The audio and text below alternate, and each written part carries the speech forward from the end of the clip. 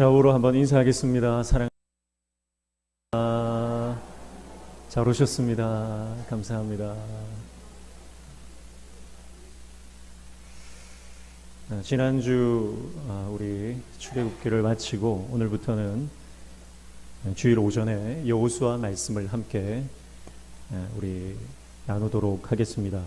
오늘은 여호수아 1장부터 시작하는데요. 창세기부터 신명기까지 창출 내민 신 5개 성경은 모세 오경으로 토라라고 하죠. 그래서 하나님의 말씀, 율법서입니다. 그리고 율법서가 끝나고 나서 여호수아가 시작되는데 여호수아는 역사서로 분류가 되죠. 그래서 창세기부터 신명기까지를 이스라엘 백성들의 그 1세대에 대한 내용들을 주로 담고 있다면, 이제 여호수아는 출애굽 2세대의 그 정복 이야기가 등장한다고 볼 수가 있겠습니다. 그리고 여호수아를 지나서 사사기로 들어가면 출애굽 3세대의 이야기가 펼쳐지게 되는 것이죠. 그래서 여호수아는 이제 하나님께서 토라, 모세 오경을 통해 주신 그 말씀을 우리가 어떻게 삶 가운데서 실천하며 적용하며 나아갈 것인가 하는 것을 담고 있는 책이다, 그렇게 보시면 되겠습니다.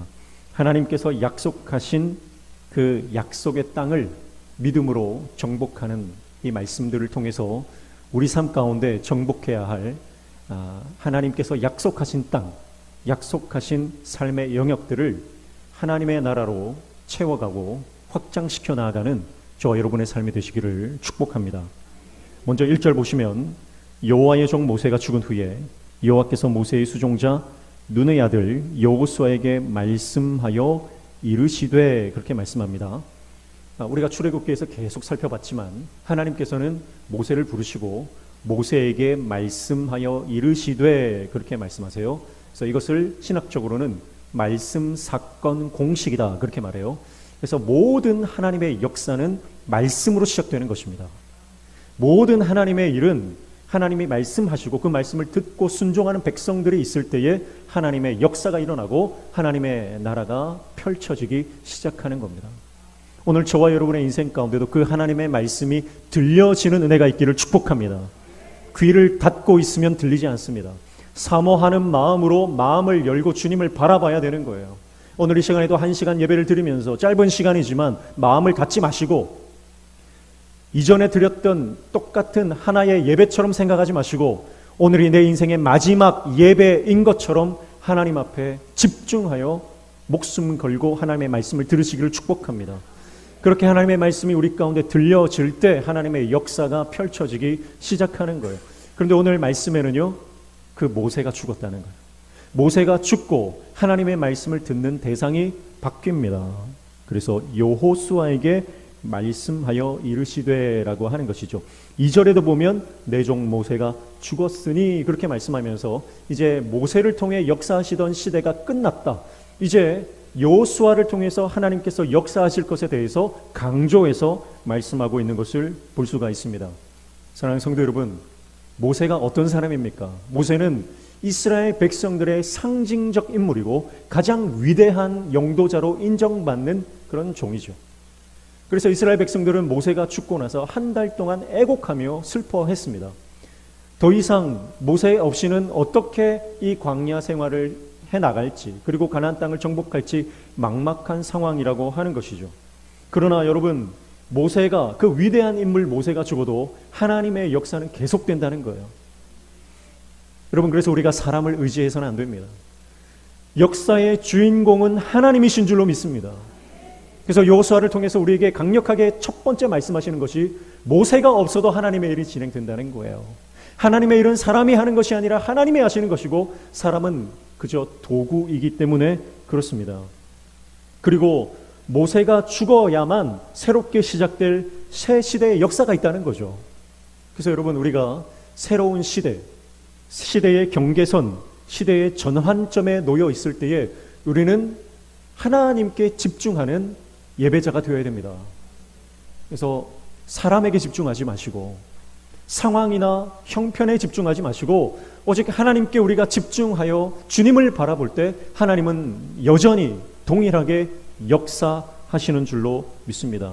그래서 우리가 성경을 통해 보는 것은요, 이 성경의 모든 사건들의 주인공은 그 위대한 사람이 대단하다 이게 아니라 하나님의 열심을 바라봐야 되는 겁니다. 하나님이 모세를 통해서 역사하시는 그 하나님의 열심을 봐야 되는 거죠. 사실 모세는요, 하나님 앞에 쓰임받기에 부적합한 사람이었습니다. 그는 자기의 의로 충만했던 사람이고, 그리고 그로 말미암아 사람을 때려 죽일 만큼 잔혹하고 다혈질적인 사람이었습니다.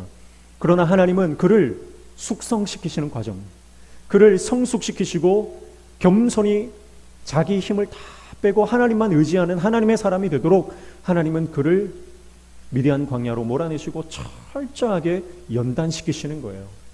그러니까 모세가 위대한 하나님의 종이 된 것은요, 하나님이 그를 그렇게 만드시는 하나님의 열심의 과정이지 모세가 위대하다는 것이 아닙니다. 여러분, 어떤 위대한 사람을 봐도요, 사람이 영광받아서는 안 됩니다. 사람이 영광받는 게 아니라 그 사람을 통해서 일하시는 하나님이 예배받아야 하는 줄로 믿습니다.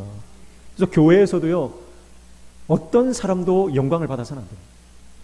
교회 안에서는 오직 예수 그리스도만 드러나야 됩니다.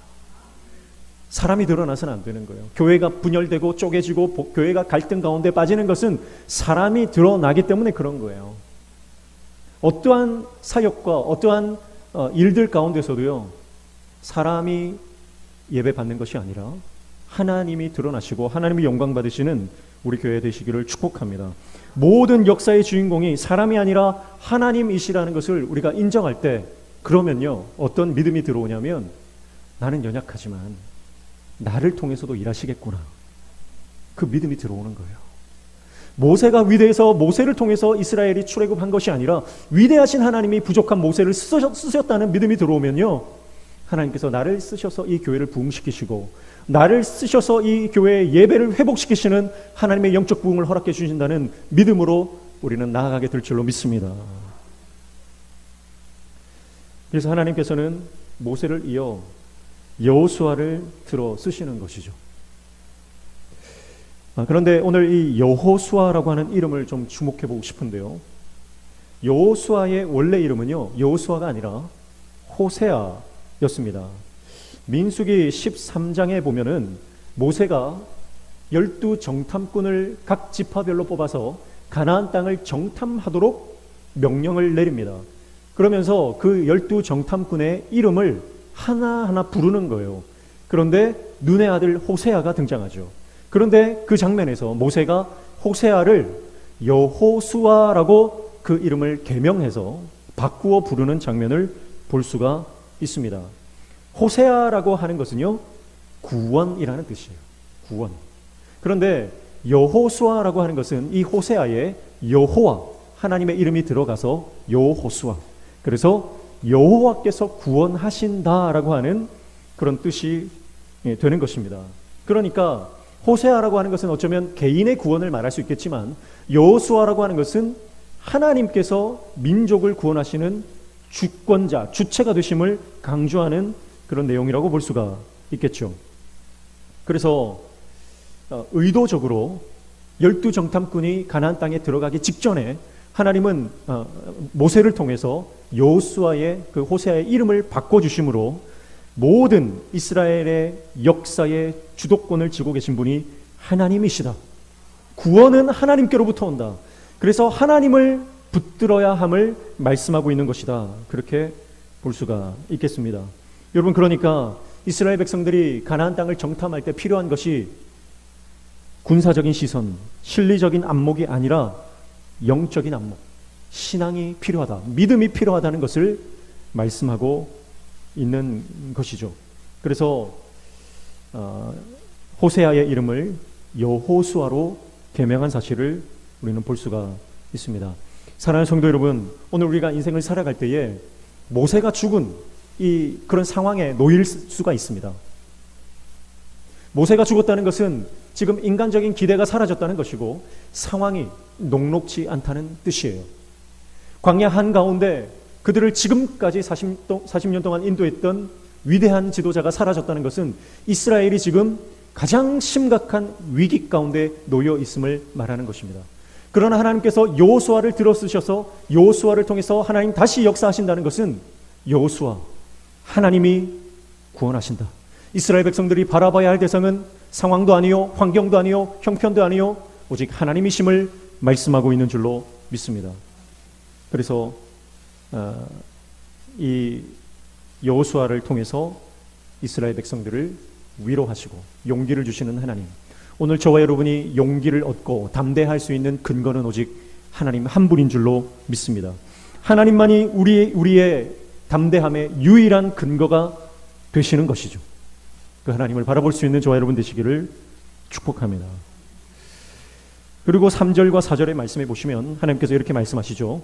내가 모세에게 말한 바와 같이 너희 발바닥으로 밟는 곳은 모두 내가 너희에게 주었노니 곧 광야와 이 레바논에서부터 큰 강 곧 유브라데 강까지 해쪽 속의 온 땅과 또 해지는 쪽 대해까지 너희의 영토가 되리라, 그렇게 말씀하고 있습니다. 자, 여기에서 내가 너희에게 주었노니 그렇게 말씀하고 있어요. 모세에게 약속하신, 모세를 통해서 약속하신 그 가나안 땅을 주었다, 그렇게 말씀하세요. 이 주었다라고 하는 것은 완료형 동사를 쓰고 있습니다. 이미 완료된 동작을 가리키는 완료형 동사 주었다, 나탄이라는 단어를 쓰고 있는 것을 볼 수가 있습니다.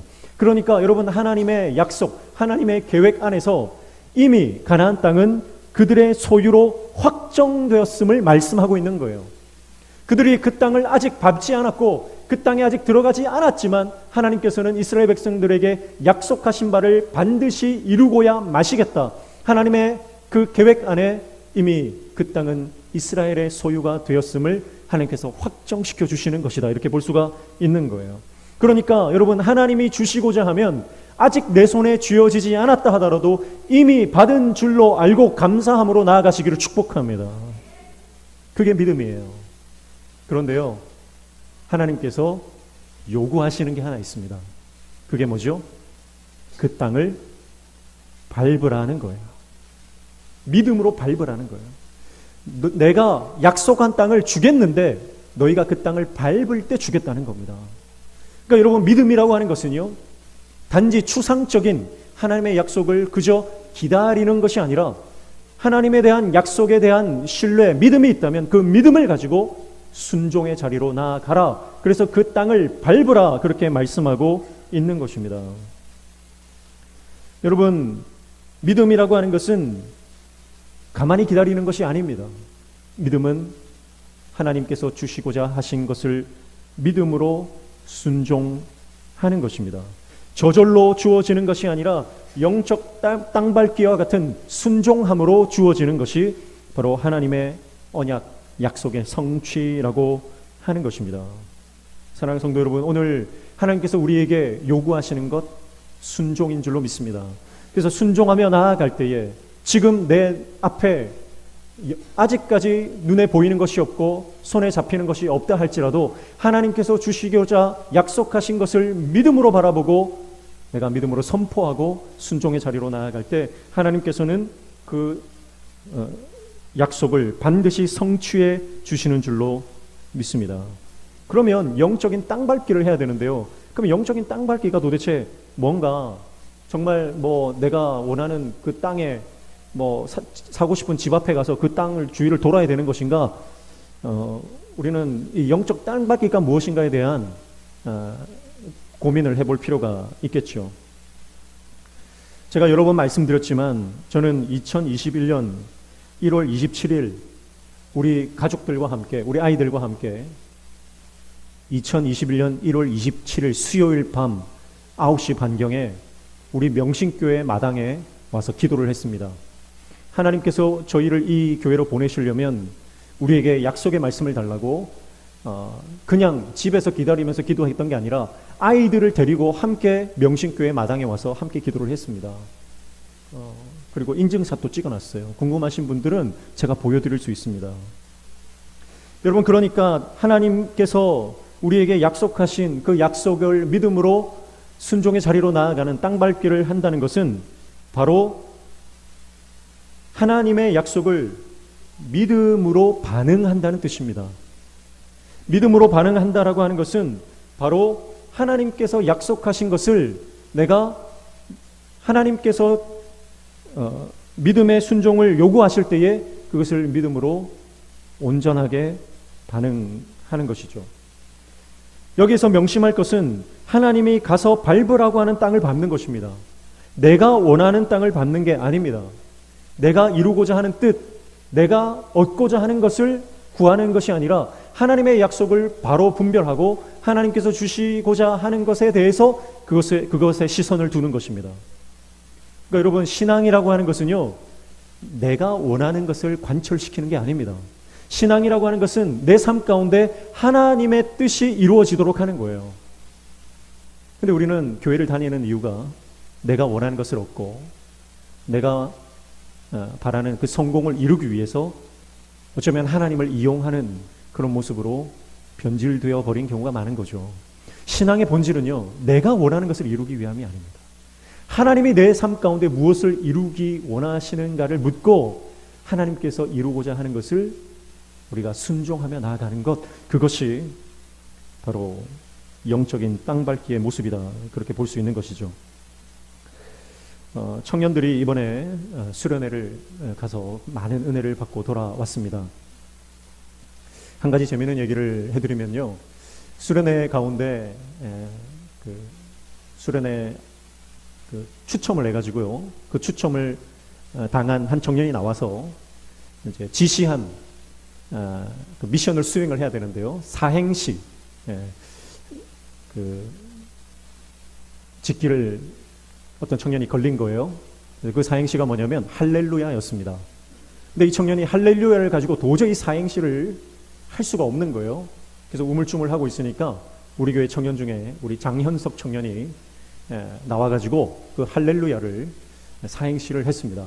운을 딱 찌어줬죠. 할 하니까 할렐루야 방언을 받았습니다. 렐렐렐렐렐렐렐렐렐 룰룰룰룰룰루 야호 하나님 감사합니다, 뭐 이런 식으로 그 사행시를 하더라고요. 얼마나 재치가 있는지 아무도 못하는데 우리 교회 청년이 탁 나와가지고 지혜롭게 그 사행시를 하면서 얼마나 대견했는지 몰라요. 그런데 여러분, 우리 청년부 수련회를 우리가 세계로 기도원에서 했는데요, 원래 아시죠? 이 세계로 기도원은 원래 부전 기도원이었습니다. 그런데 부전 교회에서 부전 기도원을 매각하기로 결정을 한 거예요. 그래서 이제 이것을 이제 매물을 내어 놓았는데 전국 교회에서 연락이 오더라는 거죠.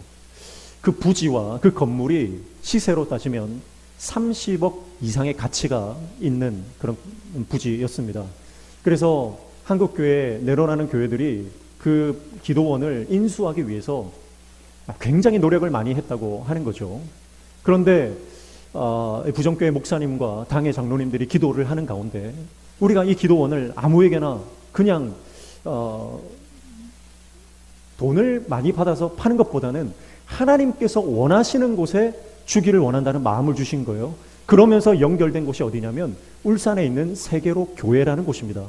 울산의 세계로 교회는요, 담임 목사님이 27년 전에 개척을 해서 지금까지 본인의 건물 없이 노숙자를 섬기던 교회였습니다.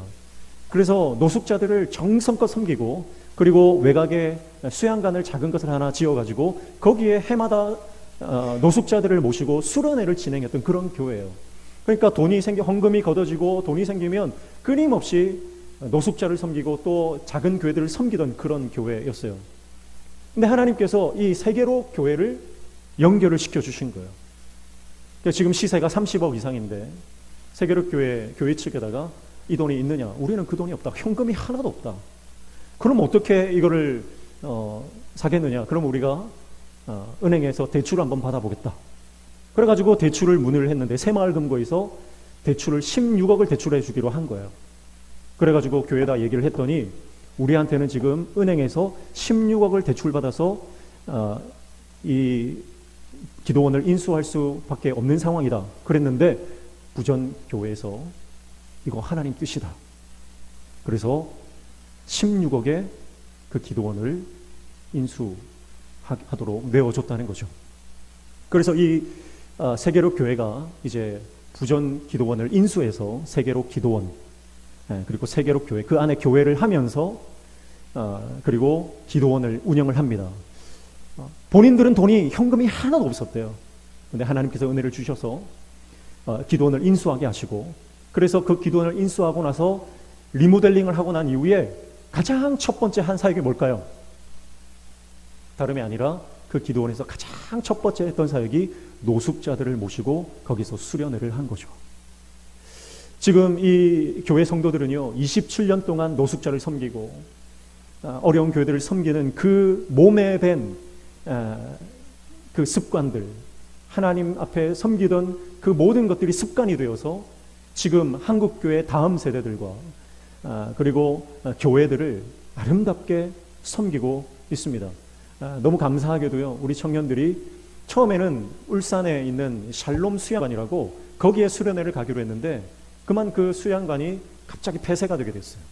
그래서 다급하게 다른 지역을, 다른 수련회 장소를 찾다가 하나님께서 여기로 연결을 시켜주셨는데, 이 기도원에 있는 성도들이 매일같이 학생들을 위해서 밥을 해주고 또 설거지를 하고 청소를 하고, 그리고 나머지 시간에는요, 수련회에 참석하는 청년들을 위해서 중보기도를 하더라고요. 그래서 계속해서 중보기도 소리가 들려오는 겁니다. 사랑하는 성도 여러분, 하나님의 일은요, 돈으로 하는 게 아닙니다. 하나님의 일은요, 세상 방식으로 하는 게 아닙니다. 지금 내 수중에 10,000원짜리 한 장 없더라도요, 하나님께서는 그 기도원을 인수하게 하시고 한국교회를 섬기도록 하나님께서 사명을 주시는 분인 줄로 믿습니다. 그래서 사랑하는 성도 여러분, 오늘 여호수아가 하나님의 사명을 받고 모세를 대신해서 그 직무를 감당하는 것이요, 우리가 생각할 때 여러분, 모세의 뒤를 잇는 것이 얼마나 부담스럽겠습니까? 얼마나 그것이 힘들고 어려운 자리이겠습니까? 그러나 하나님께서는 그에게 이 사명을 맡기시면서 믿음으로 반응해라, 믿음으로 그 땅을 밟으라, 그리고 그 땅을 밟는 순종할 때 하나님께서는 그 순종을 보시고 하나님께서 약속을 성취하시는 놀라운 은혜를 허락해 주신다라고 하는 것이죠. 오늘 저와 여러분이 세상의 방식으로 살아가는 인생이 아니라 하나님의 말씀에 순종함으로 하나님의 나라의 법칙으로 인생을 살아갈 때에 하나님의 영광을 맛보는 하나님의 종들 되시기를 주님의 이름으로 축복합니다. 그래서 5절에 보니까 내 평생에 너를 능히 대적할 자가 없으리니 내가 모세와 함께 있었던 것 같이 너와 함께 있을 것임이니라. 내가 너를 떠나지 아니하며 버리지 아니하리니, 그렇게 말씀하죠. 모세와 함께 있었던 것처럼 하나님은 여전히 여호수아와 함께 하시고 그의 든든한 백이 되어 주시겠다 말씀하십니다. 그러면서 6절, 7절의 말씀에 보면 강하고 담대하라. 너는 내가 그들의 조상에게 맹세하여 그들에게 주리라 한 땅을 이 백성에게 차지하게 하리라. 오직 강하고 극히 담대하여 나의 종 모세가 내게 명령한 그 율법을 다 지켜 행하고 우로나 좌우로나 치우치지 말라. 그리하면 어디로 가든지 형통하리니, 그렇게 말씀하고 있습니다. 6절과 7절 말씀에 보면 강하고 담대하라, 강하고 담대하라 두 번 반복하시죠. 그리고 9절 말씀에도 보면 내가 내게 명령한 것이 아니냐, 강하고 담대하라, 두려워하지 말며 놀라지 말라, 그렇게 말씀하시면서 오늘 본문 안에 강하고 담대하라는 말씀을 3번 반복하고 있습니다. 하나님께서 강하고 담대하라는 말씀을 여호수아에게 반복해서 하시는 이유는 지금 여호수아의 마음 안에 두려움이 있었기 때문이라고 우리는 추정해 볼 수가 있겠습니다. 왜냐하면 하나님의 말씀대로 사는 일이, 모세의 뒤를 이어서 이 이스라엘 백성들을 이끌고 가는 것이, 가나안 땅을 정복하는 이 일이 결코 쉬운 일이 아니기 때문에 여호수아의 마음 안에는 두려움이 있는 것이 어쩌면 당연한 것이죠. 그러나 하나님께서는 그러한 여호수아에게 내가 함께 할 것이기 때문에 강하고 담대하라, 그렇게 말씀합니다. 강하고 담대할 수 있는 유일한 근거가 하나님 자신임을 하나님께서 말씀하시는 거죠. 그래서 5절에 내가 너와 함께 하겠다, 그 함께함이 근거가 되기 때문에 여호수아는 강하고 담대할 수 있다, 그렇게 말씀하시는 것이죠. 사랑하는 성도 여러분, 감당하기 버거울 것 같은 사명 앞에서 두렵고 떨리는 마음이 있다 할지라도 주님이 우리와 함께 하심을 믿고 강하고 담대하시기를 축복합니다. 그리고 이 강하고 담대하라는 것은 하나님의 말씀대로 살기 위한, 하나님의 말씀에 순종하기 위한 믿음의 결단, 믿음의 결연한 의지를 말하는 것이다. 그렇게 볼 수 있습니다. 사랑하는 성도 여러분, 믿음이라고 하는 것은요, 우리에게 결단을 요구하는 것입니다. 그래서 하나님만 바라보겠다라고 하는 강하고 담대한 마음을 가지고 주님의 말씀만 붙들겠다라고 하는 그 믿음의 결단이 필요한 거죠. 그 믿음의 결단은요, 바로 하나님의 말씀을 붙드는 것으로 연결됩니다. 그래서 7절에 보니까 오직 강하고 극히 담대하여 나의 종 모세가 내게 명령한 그 율법을 다 지켜 행하고 우로나 좌로나 치우치지 말라. 그리하면 어디로 가든지 형통하리니. 또 8절에 보니까 이 율법책을 내 입에서 떠나지 말게 하여 주야로 그것을 묵상하여 그 안에 기록된 대로 다 지켜 행하라. 그렇게 말씀하고 있지요. 율법을 지켜 행하라고 말씀합니다. 하나님의 말씀을 주야로 묵상하라고 말씀합니다. 그 말씀을 내 입에서 떠나지 말게 하라고 말씀합니다. 기록된 대로 지켜 행하라. 그렇게 말씀하고 있는 것이죠. 왜냐하면 이스라엘 백성들이 이제 가나안 땅에 들어가게 되면 가나안 땅에 있는 모든 사악한 이방의 풍속과 관례들, 우상 숭배의 타락한 문화들이 그들을 공격할 것입니다. 그 모든 우상의 이방 문화의 공격들 앞에서 이스라엘 백성들의 정체성을 지킬 수 있는 것은 오직 하나님의 말씀뿐이라는 거죠. 그래서 하나님의 말씀을 입에서 떠나게 하지 말고 주야로 그것을 묵상하고 기록된 대로 지켜 행하라. 그렇게 말씀하고 있는 것입니다. 무슨 말입니까? 하나님의 말씀이 삶의 기준이 되고 하나님의 말씀이 삶의 태도가 되게 하라는 말씀이죠. 여러분, 오늘 저와 여러분이 하나님의 말씀의 원칙대로 살아가는 하나님의 종 되시기를 축복합니다. 하나님의 말씀이 우리의 선택의 기준이 되시기를 축복합니다. 세상의 문화, 세상의 흐름에 그저 생각 없이 의식 없이 그냥 흘러 떠내려가는 인생이 아니라 하나님께서 주시는 말씀의 깃발을 흔들며 하나님께서 주시는 하나님의 말씀을 순종하며 나아가는 하나님의 종이 되시기를 축복합니다. 그래서 날마다 하나님 말씀 붙잡고 주님이 원하시는 방식으로 우리는 살아가야 하는 것입니다. 사랑하는 성도 여러분, 하나님의 말씀의 원리가 우리의 삶의 기준과 태도가 되시기를 축복합니다. 단번에 영성이 깊은 사람이 되는 것이 아니고 단번에 위대한 하나님의 종이 되는 것이 아닙니다. 날마다 주님과 동행할 때 우리는 그 날마다 동행하는 주님과의 관계 안에서 하나님의 뜻을 점점 알아가는 하나님의 사람이 되는 줄로 믿습니다. 9절 말씀해 보니까 내가 내게 명령한 것이 아니냐? 강하고 담대하라. 두려워하지 말며 놀라지 말라. 내가 어디로 가든지 내 하나님 여호와가 너와 함께 하느니라 하시니라. 그렇게 말씀하시죠. 어디로 가든지 내가 너와 함께 하리라. 그렇게 말씀합니다. 이 표현은요, 고대 근동사회에서 왕에게, 그러니까 종주국의 왕이 속국의 왕에게 내가 너와 함께 하겠다, 이 말은 내가 너의 안전을 보장하겠다라고 하는 표현입니다. 그러니까 하나님께서 여호수아에게 내가 너와 함께 하겠다라고 하는 것은 두 가지 의미가 있어요. 너는 내 종이 되어라는 거예요. 종주국의 왕이 속국의 왕에게 충성을 보장받을 때 내가 너의 안전을 보장하겠다라고 하는 것이죠. 그러니까 여호수아가 하나님의 말씀을 따르는 하나님의 신실한 종이 되라는 거예요. 그때 하나님께서 두 번째, 내가 너의 안전을 보장하겠다라고 말씀하시는 것이죠. 사랑하는 성도 여러분, 인생은요, 모든 사람은 누군가의 종이 되어서 살아갑니다. 아닌 것 같아도 우리는 다 누군가의 종이 되어서 살아가요. 어떤 사람은 돈의 종이 되어 살아갑니다. 돈 때문에 쩔쩔매며 살아갑니다. 돈이 최고인 줄 알고 돈을 모시고 살아가는 인생이 있습니다. 어떤 분은 건강이 최고라고 생각합니다. 그래서 건강을 신처럼 모시고 아플까봐 쩔쩔매며 살아가는 인생이 있습니다.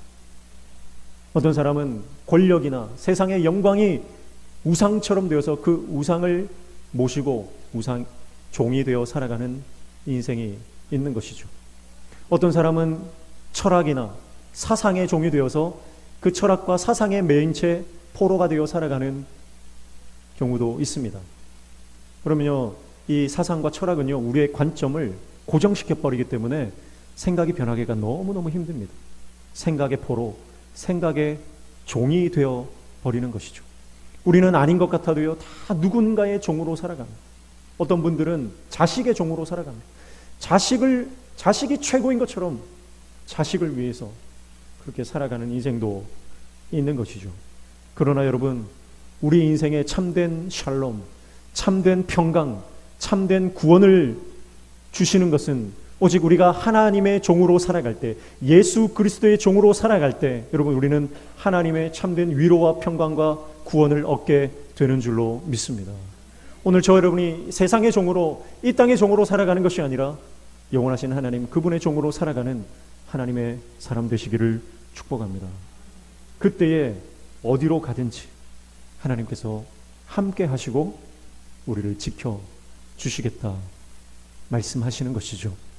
지금도 하나님께서 우리를 여기까지 인도하시고 지켜주셨기 때문에 우리가 이 자리에 앉아 하나님을 예배하는 줄로 믿습니다.